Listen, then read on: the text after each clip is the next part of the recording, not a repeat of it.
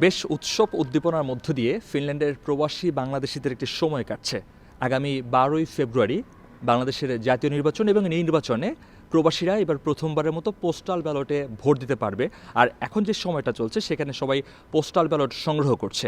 আমি শুধু ফিনল্যান্ডের হেলসিঙ্কি নয়, ফিনল্যান্ডের অন্যান্য শহর, বিশেষত একেবারে রোভানিয়ামি থেকে শুরু করে তুর্কু, তাম্পেরে, এসপো, ক্যারাভা, যতগুলো শহর আছে প্রত্যেকটা শহরে যেখানে বাংলাদেশি কমিউনিটির মানুষ বসবাস করছেন, সবাই যার যার নিজ নিজ ঠিকানায় আশেপাশের যে পোস্ট অফিস আছে সেখান থেকে তাদের পোস্টাল ব্যালট সংগ্রহ করছেন এবং কিছুদিনের মধ্যে তারা ভোট দিবেন। তবে উৎসব উদ্দীপনাটা একটু বেশি দেখা গেছে তরুণদের মাঝে, কারণ যখন প্রচারণা চলে যে পোস্টাল ব্যালটে ভোট দেওয়া যাবে তখন সবচেয়ে বেশি রেজিস্ট্রেশন করেছে এই তরুণরা। এর কারণ হচ্ছে যেহেতু ফিনল্যান্ডে সাধারণত শিক্ষার্থীরা একটু বেশি বসবাস করেন, বেশি এসেছেন এবং গত 5-6 বছরে যারা এসেছেন ফিনল্যান্ডে তাদের মধ্যে উচ্ছ্বাসটা একটু বেশি লক্ষ্য করেছে। ভোটাধিকার প্রয়োগ করার জন্য আমরা যে সুযোগটা পেয়েছি, আমরা প্রবাসীরা যে সুযোগটা পেয়েছি, আমরা আসলে এটা হেলা যেতে দিতে পারি না। আমরা গণভোট প্লাস যে পোস্টাল ব্যালট ভোট সম্পর্কে অনেক প্রচারণা করেছি, সাথে মানুষজনকে উদ্বুদ্ধ করেছি ভোট দেওয়ার জন্য। পোস্টাল ব্যালট যে এই জিনিসটা আসছে, তো ওইটার মাধ্যমে আমি ভোট দিব প্রবাস থেকে বসে।